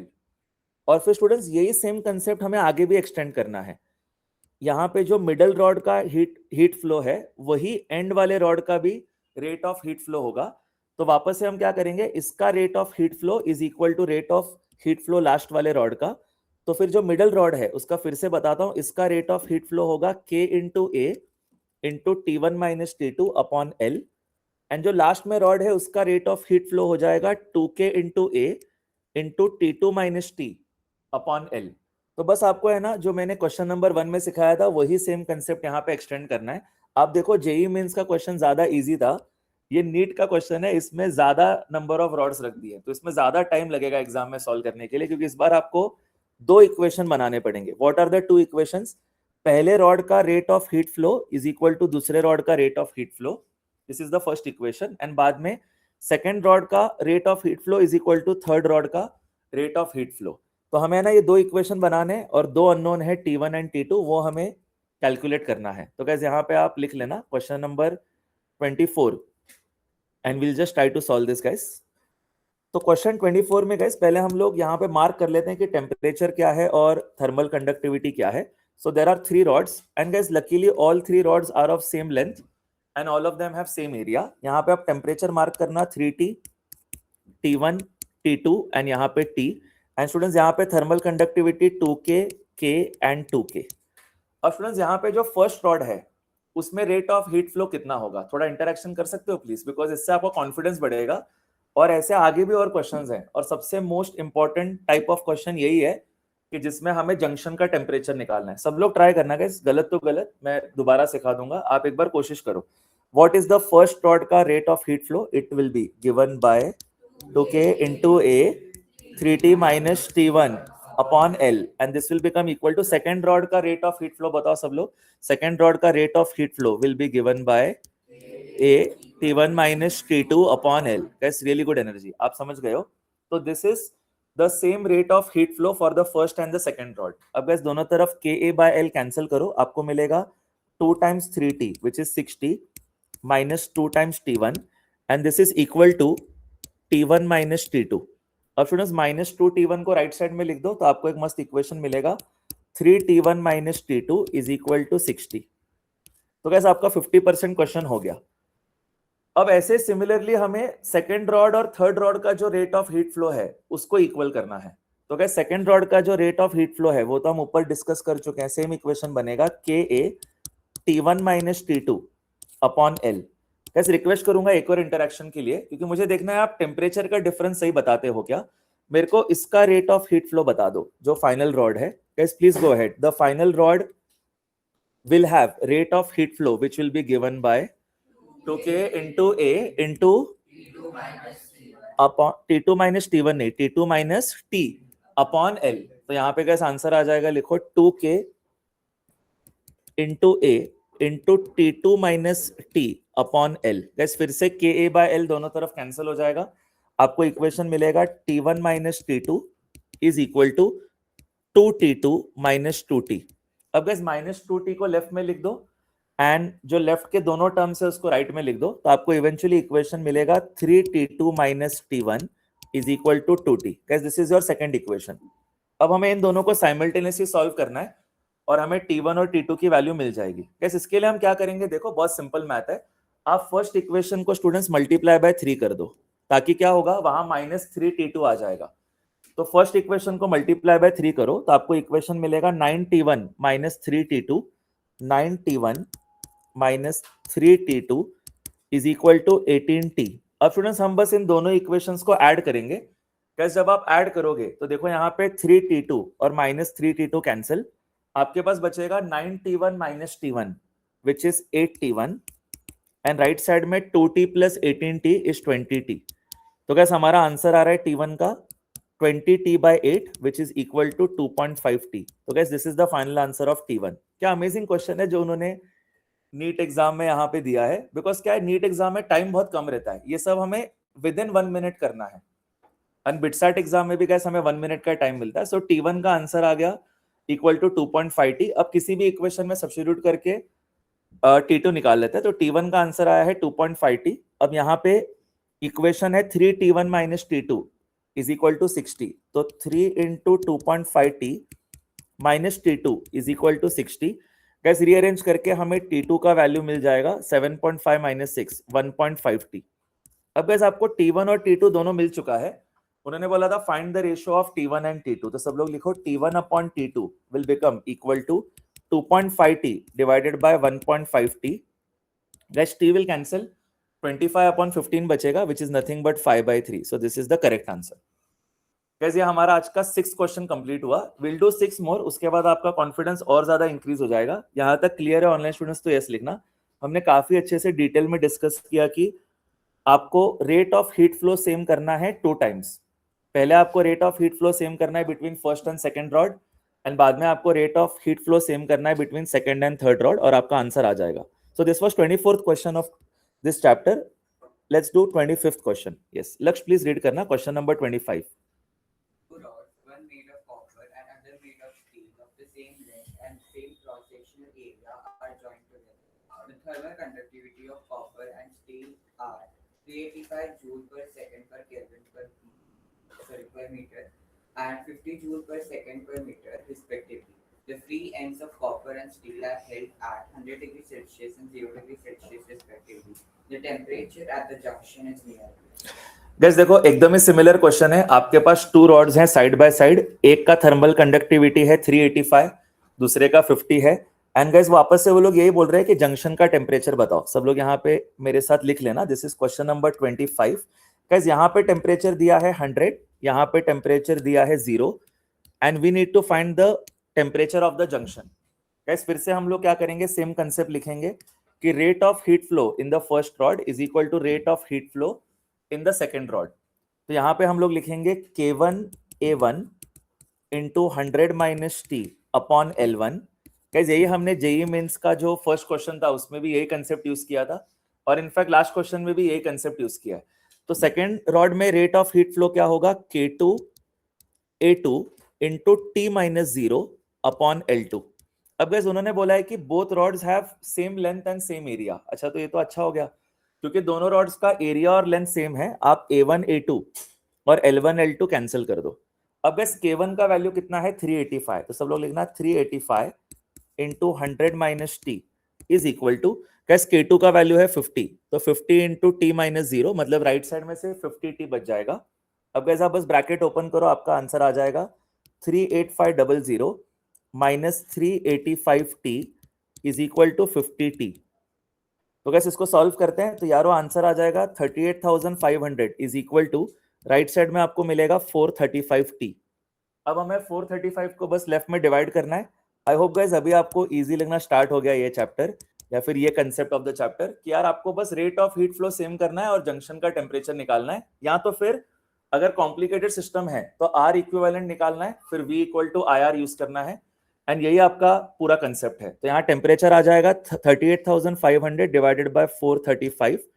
कैसे दोनों को 5 से डिवाइड करते हैं, this will become 5 7 5 7 and 0 0, this will become 5 8 5 7। तो बेसिकली गाइस आपको आंसर मिलेगा 7700 बाय 87। तो इसको मैं लिख दूंगा 77 बाय 87 इंटू 100। अब गाइस आप अप्रोक्सीमेट आंसर निकाल सकते हो। देखो 77 upon 87 is almost 77 upon 88 which is 7 by 8। 7 by 8 approximately हो जाएगा आपका 0.875, यानी गाइस आपका 87.5 के आसपास का आंसर आएगा। मैंने क्योंकि आंसर चेक कर लिया आपको बताता हूं, उन्होंने आंसर दिया है 88.5 degrees. So guys this is the correct answer. So this is the junction temperature. फिर से गाइस हमने सेम कंसेप्ट यूज किया कि rate of heat flow in the first rod is equal to rate of heat flow in the second rod because both these rods are in series. अगर ये दोनों rods parallel में होते तो उनका temperature difference same होता, पर क्योंकि ये सीरीज में थे तो उनका rate of heat flow same है। तो correct answer is 88.5। Let's move ahead guys, question number 26 करते हैं। आई think this is the 8th question of today. लक्ष्य प्लीज क्वेश्चन को रीड करना। Two rods A and B of different materials are welded together as shown in the figure. Their thermal conductivities are K1 and K2. The thermal conductivity of the composite rod will be. Guys बहुत ही अच्छा question. Guys देखो यहाँ पे there are two rods which are in parallel. वो बोल रहे हैं what is the thermal conductivity of the entire system, मतलब हमें K इक्विवेलेंट निकालना है। जैसे देखो हम लोग R इक्विवेलेंट निकालते हैं, वैसे हमें K इक्विवेलेंट निकालना है। तो यहाँ पे इसको बहुत अच्छे से मैं आपको सॉल्व करके देता हूँ, एंड गाइस इसका जो फाइनल आंसर है वो मोस्टली याद हो जाता है। तो देखो गाइस यहाँ पे question 26, we have two rods which are in parallel to each other. Guys how do I know कि ये दोनों आपस में पैरेलल है? There is same temperature difference between both the rods. तो यहाँ पे आप T2 लिख दो और यहाँ पे T1 लिख दो। So both the rods have the temperature difference of T2 minus T1। अब गाइस यहाँ थर्मल कंडक्टिविटी K1 है, यहाँ थर्मल कंडक्टिविटी K2 है। वो हमें बोल रहे हैं कि K इक्विवेलेंट कैलकुलेट करके बताओ। तो गाइस यहाँ पे जो एरिया है पहले वो मार्क करते हैं। ऊपर वाले रॉड का एरिया आप लिख दो A/2 एंड इसका भी एरिया आप लिख दो A/2। तो फिर टोटल एरिया कितना हो जाएगा? टोटल एरिया हो जाएगा A। एंड गाइस दोनों का लेंथ एक्चुअली सेम है, दोनों का लेंथ है L। गाइस देखो दोनों जो रॉड्स हैं उनका एरिया A/2 हो जाएगा, एंड पूरा जो कंपोजिट रॉड है उसका एरिया A हो जाएगा, एंड गाइस लेंथ L है और थर्मल कंडक्टिविटी हमें दिख रहा है। अब गाइस यहाँ पे टेम्परेचर डिफरेंस दोनों रॉड्स में सेम है, T2 माइनस T1। इसका मतलब स्टूडेंट्स दोनों रॉड्स पैरेलल में है, और मैंने आपको सिखाया guys if two rods are in parallel तो हम लोग को R इक्विवेलेंट निकालते समय रेसिप्रोकल ऐड करना है। तो सब लोग लिखना 1 upon R equivalent is equal to 1 upon R1 plus 1 upon R2। अब स्टूडेंट्स R का वैल्यू होता है L अपॉन KA, पर यहाँ पे 1 अपॉन R है तो हम KA अपॉन L लिखेंगे, रिवर्स लिखेंगे। तो यहाँ आ जाएगा K1A1 by L1 plus K2A2 by L2। And guys आपको एक और यहाँ पे कंसेप्ट लिखना है, अच्छे से स्क्रीन पे देखना। यहाँ पे जो लेफ्ट साइड में 1 अपॉन इक्विवेलेंट है, इसके जगह भी हम लोग फॉर्मूला लिख सकते हैं। इसके जगह हम लोग क्या लिखेंगे बताएगा, वही लिखेंगे KA बाय L, पर इस बार मैं लिखूंगा K equivalent. Total area A है and total length is L, तो इसका मतलब K equivalent into A by L। ये आपको LHS में लिखना है। अब स्टूडेंट्स यहाँ पे आपको A1 और A2 का वैल्यू सब्स्टिट्यूट करना है। गाइस बी वेरी केयरफुल, यहाँ पे टोटल एरिया A था जब आपने R इक्विवेलेंट का फॉर्मूला लिखा, पर यहाँ पे A1 का वैल्यू A/2 है और A2 का वैल्यू भी A/2 है। हाँ वो अलग बात है कि तीनों का जो इक्वेशन है उसमें लेंथ सेम रहेगा। गाइस देखो दोनों रॉड्स का लेंथ सेम है L, और टोटल रॉड का भी लेंथ L ही है, लेकिन दोनों रॉड्स का एरिया अलग अलग है, मतलब कि टोटल एरिया से अलग है। टोटल एरिया कितना है A, लेकिन बाकी दोनों रॉड्स का एरिया है A/2 और टोटल रॉड का लेंथ कितना है L, और इंडिविजुअली भी रॉड्स का लेंथ L ही है। तो इसीलिए गाइस यहाँ पे लकीली क्या होगा, डिनोमिनेटर तो कैंसिल होगा, न्यूमरेटर में आपको प्रॉपर्ली सब्स्टिट्यूट करना है। मतलब स्टूडेंट्स यहाँ पे आपको A1 के जगह लिखना है A/2 और A2 के जगह भी A/2, और हाँ L1 L2 के जगह आप L लिख दो। तो आपको इक्वेशन क्या मिलेगा, K equivalent into A by L is equal to K1 into A/2 into L plus K2 into A/2 into L। अब स्टूडेंट्स दोनों तरफ a बाय l कैंसिल हो जाएगा, आपको आंसर क्या मिलेगा, k equivalent is equal to k1 plus k2 whole divided by 2। कैसे मेरे एग्जाम में अगर ये क्वेश्चन आ जाए ना तो मैं डायरेक्टली आंसर लिखूंगा, बिकॉज वो याद हो गया है बहुत बार करके कि यार हमेशा k1 प्लस k2 अपॉन 2 आता है when two rods are actually in parallel. लेकिन गाइस ये कौन सा है कि दोनों का एरिया सेम था and it was a/2 guys देखो यहाँ पे मिस्टेक सिर्फ क्या होता है मैं आपको बताता हूँ। स्टूडेंट्स क्या मिस्टेक करते हैं आपको बताता हूँ, ये सब लोग बराबर करते हैं 1/r equivalent equal to 1/r1 plus 1/r2। फिर 1/r1 के जगह पे भी ये बराबर से लिखते हैं k1 a1 by l1 and 1/r2 के जगह k2 a2 by l2। कैसे यहाँ पे जो इक्वेशन आप लिखते हो ना इसमें लोग मिस्टेक करते हैं। आपको क्या समझना है, जब आप 1/r इक्विवेलेंट के जगह पे लिख रहे हो तब आपको k इक्विवेलेंट लिखना है और आपको ये टोटल एरिया लेना है और ये टोटल लेंथ लेना है। तो टोटल एरिया कितना था a and total length was l। अब अगर टोटल एरिया a है तो इंडिविजुअल एरिया कितना था दोनों का, दोनों का इंडिविजुअल एरिया a नहीं था, दोनों का इंडिविजुअल एरिया वाज a/2। हाँ वो अलग बात है कि टोटल लेंथ l जो है वो इंडिविजुअल लेंथ भी था। तो आपका जो मिस्टेक हो सकता है गाइस वो यहाँ पे हो सकता है कि इसका इक्वेशन लिखते समय कोई मिस्टेक कर सकता है, बाकी आरएचएस में मिस्टेक नहीं होता। फिर आपने यहाँ पे टोटल एरिया लिखना है which is a, total length is l, और यहाँ पे इंडिविजुअल एरिया और इंडिविजुअल लेंथ जो है वो आपको प्रॉपरली सब्स्टिट्यूट करना है। तो इंडिविजुअल एरिया वाज a/2 दोनों का and individual length was actually l only. फिर वो हमने सब्स्टिट्यूट किया, आंसर आया k1 plus k2 upon 2। So guys ये भी क्वेश्चन कंप्लीट हुआ। Only 3-4 questions remaining in this section. यहां तक क्लियर है ऑनलाइन स्टूडेंट्स तो यस लिखो। नेक्स्ट क्वेश्चन करते हैं। थैंक यू गाइस, आपने डिसिप्लिन बहुत अमेजिंग मेंटेन किया है। इसी तरीके से और 15 मिनट सपोर्ट करो, 15 मिनट्स में क्लोज हो जाएगा। Yes only 4 questions remaining now. This is question 27, 9th question of today. लक्ष्य प्लीज रीड करना।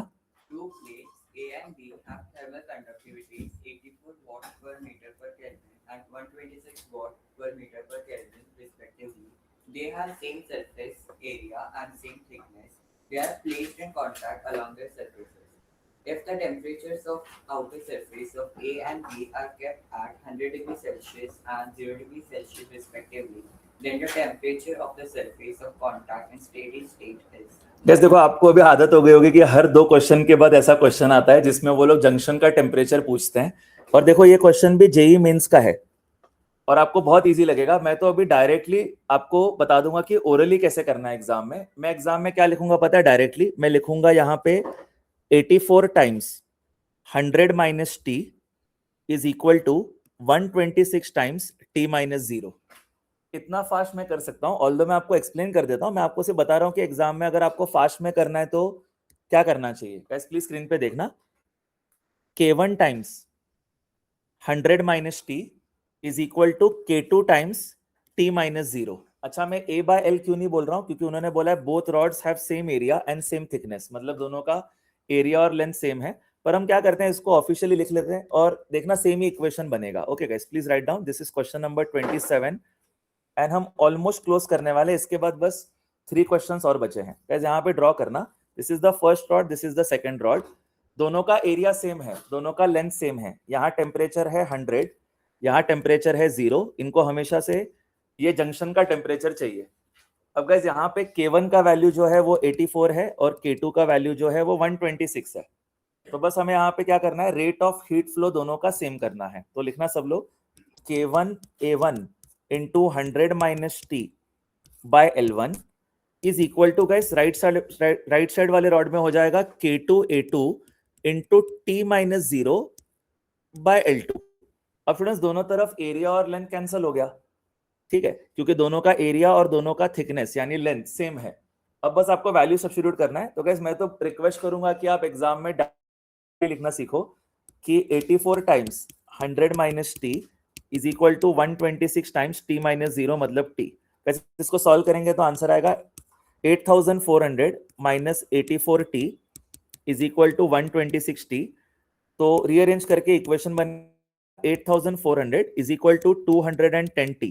210 को लेफ्ट में डिवाइड कर दो तो टेम्परेचर आ जाएगा 40 degree Celsius. This is the final answer. Only 3 questions remaining. यहां तक क्लियर है ऑनलाइन स्टूडेंट्स तो यस लिख देना। ऑफलाइन स्टूडेंट्स आपने भी बहुत सपोर्ट किया, amazing interaction from all of you. सिर्फ एक चीज के लिए आप स्क्रीन पे देख लो ताकि थोड़ा सा और अपन रिवाइज कर लें। गाइस देखो ऐसे वाले क्वेश्चंस इजी होते हैं जिसमें जंक्शन का टेम्परेचर निकालना है। कौन से क्वेश्चंस में हमारे मार्क्स लूज हो सकते हैं? सपोज उन्होंने हमें ऐसे दो रॉड्स दिए हैं which are actually parallel to each other, मतलब दोनों का टेम्परेचर डिफरेंस सेम है, तो ऐसे केस में आपको क्या करना होगा, आर इक्विवेलेंट निकालना होगा। कैसे? रेसिप्रोकल ऐड करके, एंड उसके बाद में आपको ओम्स लॉ यूज करना है, V is equal to I times R equivalent. तो ये कंसेप्ट के थ्रू आपके वाले क्वेश्चन सॉल्व हो जाते हैं। यहाँ तो गाइस फिर कभी कभी ऐसे क्वेश्चन भी आते हैं, जैसे हमने एक सीईटी क्वेश्चन किया कि दो रॉड्स थे, ये सीरीज में थे, उन्होंने बोला था फाइंड dq by dt। तो यार इसका भी dq by dt में डायरेक्टली नहीं निकाल सकता, मुझे क्या समझना, ये दोनों सीरीज में है, तो मुझे वापस से निकालना पड़ेगा R equivalent equal to R1 plus R2, and उसके बाद वापस से V is equal to IR लिख के, I के जगह dq by dt लिख के मैं ये वैल्यू कैलकुलेट कर सकता हूं, और यहाँ पे R के जगह हम लिखेंगे R इक्विवेलेंट। ओके गाइस, तो बस हमारे लास्ट के 3 क्वेश्चंस बचे हैं, उसके बाद हम क्लोज कर सकते हैं। This was question number 27 of the chapter. Let's do question number 28. Yes, Laksh, please question 28 read करना. Two metal wires of identical dimensions are connected in series if sigma 1 and sigma 2 are the conductivities of this wires respectively. The effective conductivity of the combination is. Yes, देखो मैं आपको बहुत दिनों से बोल रहा हूँ, I am trying to take all variety of question. तो हमने ऊपर अभी एक क्वेश्चन किया जिसमें दो रॉड्स पैरेलल थे और उन्होंने हमें के इक्विवेलेंट निकालने को बोला था। तो मैंने आपको कहा था आंसर याद हो जाता है, K equivalent equal to k1 plus k2 upon 2। तो आपको k1 प्लस k2 अपॉन 2 कब लिखना है? जब पैरेलल रहे। यहाँ पे उसका रिवर्स क्वेश्चन है, यहाँ पे बोल रहे हैं कि there are two wires which are in series और उनका थर्मल कंडक्टिविटी वो k1 k2 के जगह सिग्मा 1 सिग्मा 2 दिया है। यहाँ पे बोल रहे हैं कि के इक्विवेलेंट कैलकुलेट करके बताओ। तो चलो गाइस इसको लिखते हैं, ये होगा क्वेश्चन नंबर 28। गाइस देखो यहाँ पे देयर आर टू वायर्स और two rods which are in series, यहाँ पे इनका थर्मल कंडक्टिविटी है k1 एंड k2। गाइस हमें के इक्विवेलेंट निकालना है। अब गाइस प्लीज नोटिस करना, नहीं तो ये मिस्टेक हो जाएगा, प्लीज स्क्रीन पे देखना। यहाँ पे दोनों रॉड्स का जो एरिया है वो A है, तो यहाँ पे जो ओवरऑल एरिया होगा वो भी A ही है, पर यहाँ पे दोनों रॉड्स का जो लेंथ है वो इंडिविजुअली L है, पर टोटल जो रॉड है उसका लेंथ 2L हो जाएगा। जैसे देखो हमने जब पैरेलल वाला केस किया था उसमें ओवरऑल लेंथ सेम था, ये सीरीज वाला केस है, इसमें ओवरऑल एरिया सेम है। गाइस देखो इस रॉड का एरिया, इस रॉड का एरिया, और जो ओवरऑल एरिया है कंपोजिट रॉड का वो सेम रहेगा, लेकिन गाइस लेंथ में फर्क है। दोनों रॉड्स का इंडिविजुअल लेंथ L है, लेकिन टोटल जो रॉड का लेंथ है वो 2L हो जाएगा। तो इसका मतलब गाइस यहाँ पे सीरीज कॉम्बिनेशन है, तो हम लिखेंगे R equivalent is equal to R1 plus R2। कभी भी सीरीज कॉम्बिनेशन रहा तो आप रेजिस्टेंस डायरेक्टली ऐड करते हो। अब स्टूडेंट्स R का इक्वेशन यूज करेंगे, R का इक्वेशन होता है L अपॉन KA, तो R1 के जगह लिख देना L1 upon K1 A1 plus R2 के जगह L2 अपॉन K2 A2। अब गाइस प्लीज स्क्रीन पे देखना, मैं आपको पहले भी समझा रहा था, राइट साइड में लिखते समय कोई मिस्टेक नहीं होती है किसी से, लेफ्ट साइड में लिखते समय मिस्टेक हो सकती है। जब आप R इक्विवेलेंट लिख रहे हो गाइस, तो इसका इक्वेशन क्या आएगा? L upon KA। तो इसका टोटल लेंथ कितना है? इसका टोटल कंपोजिट रॉड का लेंथ L नहीं है, 2L है, तो हम यहाँ L अपॉन KA नहीं लिखेंगे, हम लिखेंगे 2L upon K equivalent into A। अच्छा, लकीली एरिया A ही है, दोनों रॉड्स का जो एरिया है और कंपोजिट रॉड का जो एरिया है वो सेम है, तो इसका मतलब गाइस यहाँ डिनोमिनेटर में A लिखना है, पर यहाँ पे आपको लेंथ के जगह 2L लिखना है। ऑल्सो स्टूडेंट्स इंडिविजुअली लेंथ जो है वो L है, तो वो सब्स्टिट्यूट कर दो, और इंडिविजुअली एरिया A है वो सब्स्टिट्यूट कर दो, तो आपको इक्वेशन मिलेगा 2 upon K equivalent into A is equal to L upon K1A plus L upon K2A। Guys left side में न्यूमरेटर में 2L होगा। अब स्टूडेंट्स यहाँ पे L अपॉन A सब जो है कैंसिल हो जाएगा, तो आपको इक्वेशन मिलेगा 2 upon K equivalent is equal to 1 upon K1 plus 1 upon K2। अब students let's take LCM and let's cross multiply, तो आपको इवेंचुअली K इक्विवेलेंट मिल जाएगा equal to 2K1 K2 divided by K1 plus K2। This is the final answer. Guys बहुत मस्त question था। In fact guys कभी कभी है ना हम अप्रिशिएट नहीं कर पाते हैं कि कितने अमेजिंग वाले क्वेश्चंस होते हैं। जैसे देखो क्या है, आपको डिफरेंस समझ में आना चाहिए कि आपका अगर पैरेलल कॉम्बिनेशन रहा तो K इक्विवेलेंट आया था K1 प्लस K2 अपॉन 2, लेकिन अगर आपका सीरीज कॉम्बिनेशन है तो K इक्विवेलेंट आया है 2K1 K2 upon K1 plus K2, तो दोनों केसेस कवर हो गए। पर गाइस मैं नहीं चाहता आप ये आंसर मेमोराइज करो, अपने आप मेमोराइज हो रहा है तो अच्छी बात है, मैं चाहता हूं आप समझ के करो कि सीरीज में हम लोग R इक्विवेलेंट के लिए R1 प्लस R2 करेंगे, R1 और R2 का वैल्यू सब्स्टिट्यूट करना इजी है, R1 के जगह L1 upon K1 A1, R2 के जगह L2 अपॉन K2 A2। ये वाला जो सब्स्टिट्यूशन है इसमें मिस्टेक नहीं करना है, इसमें जब आप L अपॉन KA लिखते हो तो L के जगह आपको टोटल लेंथ लिखना है जो कि इस केस में 2L है, A के जगह टोटल एरिया लिखना है जो कि इस केस में A है, और बाकी K के जगह आपको लिखना है K इक्विवेलेंट। ओके, तो इसके बाद फिर गाइस सॉल्विंग आसान है, ये हमारा क्वेश्चन कंप्लीट हुआ गाइस। बस लास्ट के 2 क्वेश्चन बचे हैं आई थिंक, उसके बाद फिर गाइस हम लोग थोड़ा रिवीजन करेंगे कल के लेक्चर का और आज के लेक्चर का और क्लोज करेंगे। Okay, question 29। Yes, online students आपको यहां तक क्लियर है तो यस लिख दो, लास्ट के 2 क्वेश्चंस कर लेते हैं। Thank you guys. Yes, Lakshya read करना question number 29। If K1 and K2 are the thermal conductivity, L1 and L2 are the lengths, and A1 and A2 are the cross-sectional areas of steel and copper rods respectively, such that K2 upon K1 is equal to 9, A1 upon A2 is equals to 2, L1 upon L2 is equals to 2. Then, for the arrangement as shown in the figure, the value of temperature T of the steel copper junction in the steady state will be. Gas देखो वापस वही question आ गया कि rate of heat flow हमें same करना है। Please screen पे देखना गैस, आपको बहुत इजीली समझ में आएगा। यहाँ पे टेम्परेचर है 450, यहाँ पे टेम्परेचर हम T लिखेंगे और यहाँ पे टेम्परेचर है 0। तो हमारा इक्वेशन क्या बनेगा गैस, देखना, यहाँ का rate of heat flow is equal to यहाँ का रेट ऑफ हीट फ्लो। तो फिर से हम वही इक्वेशन बनाएंगे, K1 A1 into 450 minus T upon L1 is equal to K2 A2 into T minus 0 upon L2। तो ये हम लोग ऑलमोस्ट अभी 5th या 6th टाइम कर रहे हैं, मतलब क्वेश्चन वाइज, वैसे तो उससे भी ज्यादा टाइम्स हो गया है। तो यहाँ पे रेट ऑफ हीट फ्लो हमें इक्वल करना है। तो क्या सब लोग मेरे साथ ड्रॉ करना, this is the last second question of this concept. This is question number 29. Okay, so guys there are 2 rods, there is one rod on the left hand side and one on the right hand side. guys यहाँ पे उन्होंने temperature दिया है 450, यहाँ पे temperature T है और यहाँ पे टेम्परेचर 0 है। अब स्टूडेंट्स यहाँ पे हम लोग को वापस वही कंसेप्ट यूज करना है कि अगर इसका थर्मल कंडक्टिविटी K1 है, इसका K2 है, इंडिविजुअल एरिया है A1 A2 and length L1 L2, तो rate of heat flow same करना है। तो ऑनलाइन स्टूडेंट्स आप भी लिखना K1 A1 into 450 minus T upon L1 is equal to K2 A2 into T minus 0 upon L2। ये आपका इक्वेशन बन गया। अब स्टूडेंट्स यहाँ पे हमें बस यहाँ रीअरेंजमेंट करना है, तो हम क्या करेंगे गाइस, K1 को राइट में डिवाइड कर देंगे एंड L1 को लेफ्ट में मल्टीप्लाई कर देंगे और A2 को लेफ्ट में डिवाइड कर देंगे। तो हमें मिलेगा A1 upon A2 into 450 minus T is equal to, right side में गैस हमें मिलेगा L1 upon L2 multiplied by K2 upon K1 into T minus 0 हो जाएगा T। गैस देखो मैंने उसी फॉर्म में लिखा है जिस फॉर्म में उन्होंने वैल्यूज दिए हैं। तो यहाँ पे गैस स्क्रीन पे देखना ताकि आपका कंफ्यूजन ना हो, ये जो A1 अपॉन A2 है इसका वैल्यू उन्होंने 2 दिया है, L1 अपॉन L2 का वैल्यू 2 दिया है और उन्होंने K1 अपॉन K2 नहीं दिया था, उन्होंने K2 बाय K1 दिया था, इसलिए मैंने K1 को राइट में डिवाइड कर दिया था। तो गैस इसका वैल्यू उन्होंने दिया था 9। तो हमारा इक्वेशन क्या बनेगा, 2 टाइम्स 450 माइनस T, प्लीज लिखना 2 times 450 minus T is equal to 2 into 9 into T। अब स्टूडेंट्स दोनों तरफ 2 कैंसिल कर दो, आपको इक्वेशन मिलेगा 450 minus T is equal to 90, which means that 450 is equal to 10T, which means that the value of T is 45 degrees Celsius. Guys, ये आपका final answer.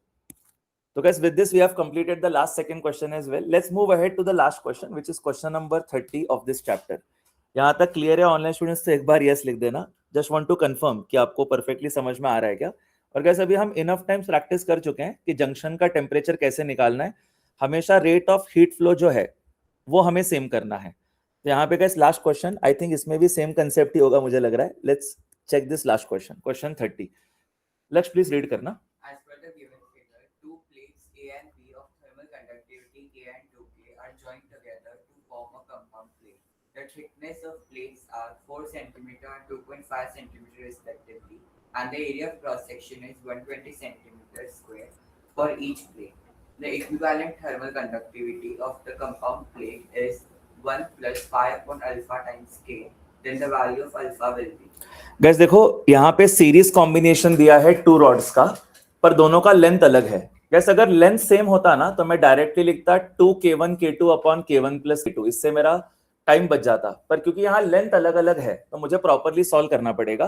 Guys ये दोनों रॉड्स सीरीज में हैं, तो हमारे को क्या करना है, अगर दो रॉड सीरीज में है तो आर इक्विवेलेंट के लिए हम लिखते हैं R1 प्लस R2। तो सब लोग यहाँ पे मेरे साथ ये क्वेश्चन स्टार्ट करना। This is question number 30 which is the last question of today.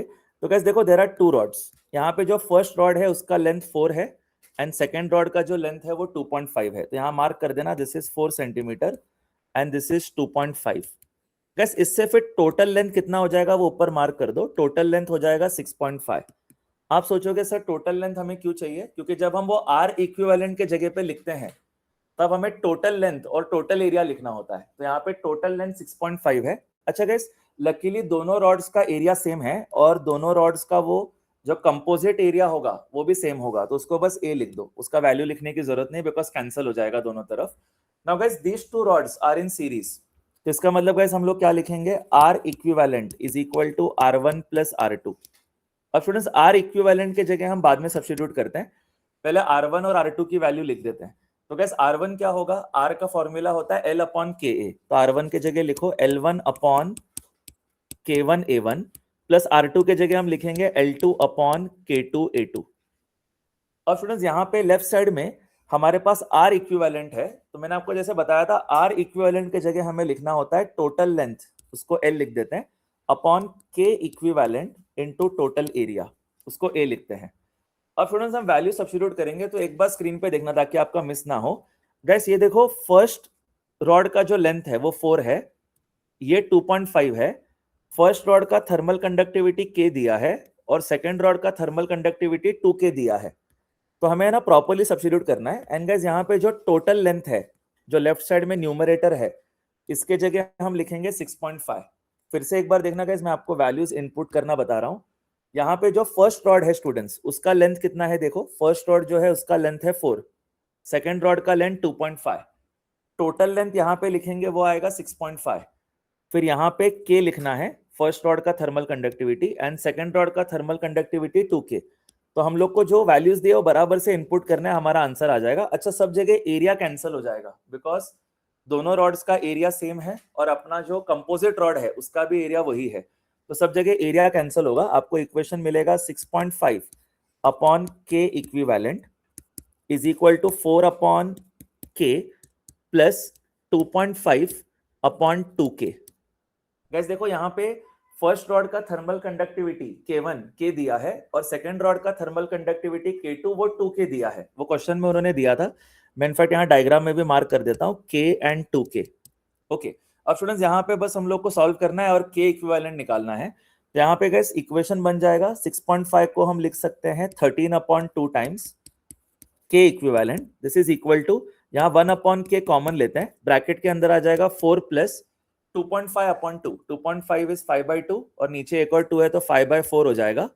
अब गाइस यहाँ पे सिंपल एलसीएम लेते हैं तो आंसर बनेगा 13 upon 2 times K equivalent is equal to 1 upon K into, students यहाँ ब्रैकेट के अंदर हम मल्टीप्लाई करेंगे तो हमें आंसर मिलेगा 21/4। आप क्रॉस मल्टीप्लाई करके ऐड कर लो तो आपको RHS में मिलेगा 1 अपॉन K इंटू 21/4। अब स्टूडेंट्स यहाँ पे 2 1s 2 2s कर दो एंड लेट्स टेक रेसिप्रोकल, तो हमें इक्वेशन मिलेगा K equivalent by 13 is equal to 2K by 21। Let's cross multiply, तो गाइस मेरा आंसर आ गया K इक्विवेलेंट का, this is equal to 26/21 times K। Guys ये सही आंसर है। उन्होंने ना इसको बस थोड़ा फैंसी फॉर्म में लिखा है, उन्होंने इसको लिखा है 1 + 5 अपॉन अल्फा टाइम्स K। इसका मतलब स्टूडेंट्स हमारा जो 1 + 5 अपॉन अल्फा है दिस इज इक्वल टू 26/21। ये उन्होंने बस थोड़ा फैंसी करके दिया है कि 26/21 लिखने के जगह पे उन्होंने 1 + 5 अपॉन अल्फा लिखा है। तो अब यहाँ पे सॉल्व करेंगे, 1 को आप राइट साइड में लिख दो तो 5 upon alpha will become 26/21 minus 1। और स्टूडेंट्स राइट साइड में आप एलसीएम लो तो न्यूमरेटर में 5 ही आ जाएगा, 26 माइनस 21 5, दोनों तरफ 5 कैंसिल होगा, आपको मिल जाएगा alpha is equal to 21। This is the final answer.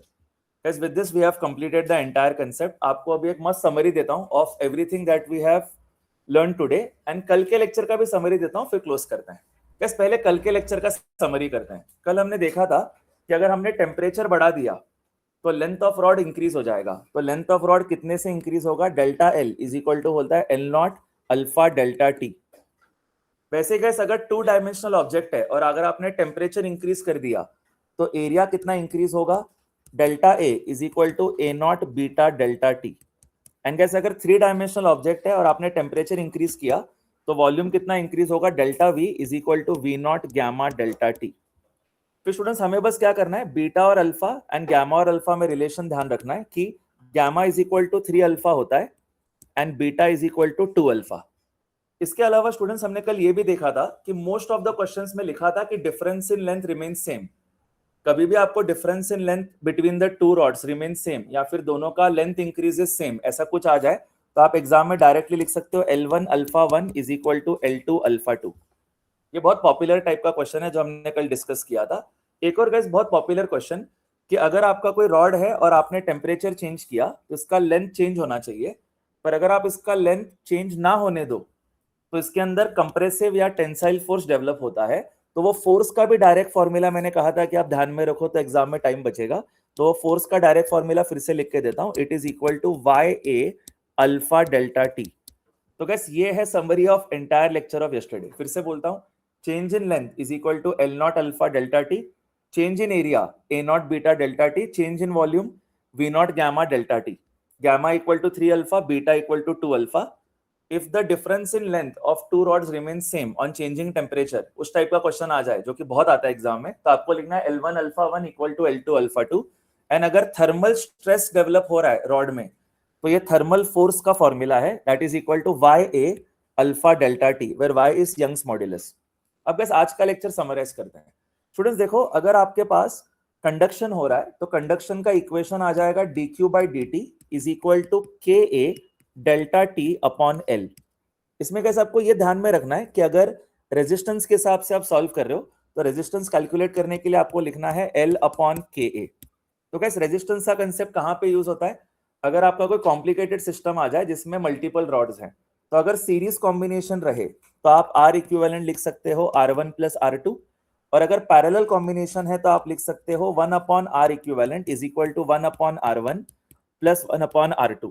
फिर आर इक्विवेलेंट कैलकुलेट करके आपको ओम्स लॉ का एनालॉजी यूज करना है, V is equal to I R, where V is the potential difference, तो उसके जगह यहाँ टेम्परेचर डिफरेंस लिखना है। फिर I इज द करंट, उसके जगह यहाँ पे dq बाई dt लिखना है, और R के जगह आप लिख सकते हो R इक्विवेलेंट। फिर इस सब के अलावा गाइस मेरे को एक बहुत मस्त चीज समझ में आई कि अगर दो रॉड्स पैरेलल में है और अगर उन दोनों का एरिया सेम है a/2 तो ऐसे केस में अगर मुझे k इक्विवेलेंट कैलकुलेट करना है ऑफ द कंपोजिट रॉड तो वो डायरेक्टली हो जाएगा k1 प्लस k2 अपॉन 2। कैसे सॉल्व करना है वो तो हमने डिस्कस किया, पर डायरेक्ट रिलेशन याद कर सकते हैं कि अगर दोनों का एरिया सेम है तो k equivalent is equal to k1 plus k2 upon 2। और मैंने ये भी देखा कि अगर दो रॉड सीरीज में है और दोनों का अगर लेंथ सेम है तो उस केस में जो k इक्विवेलेंट आ रहा है वो आ जाएगा as equal to 2k1 k2 divided by k1 plus k2। लेकिन गाइस ये कब यूज होगा, जब आपके दोनों रॉड का लेंथ सेम है। जैसे अभी हमने लास्ट क्वेश्चन जो किया उसमें लेंथ अलग अलग था इसलिए हम इसको यूज नहीं कर पाए। अगर लेंथ सेम होगा तो एग्जाम में अमेजिंग टाइम बच जाएगा। तो ये है सीरीज के लिए k इक्विवेलेंट और ये है पैरेलल के लिए k इक्विवेलेंट। ये है आपका कंडक्शन का इक्वेशन एंड ये है उसका एप्लीकेशन अगर आपके मल्टीपल रॉड्स रहे। तो with this we have completed the entire lecture. यहाँ तक क्लियर है ऑनलाइन स्टूडेंट्स तो यस लिख देना, यहाँ पे क्लोज करते हैं।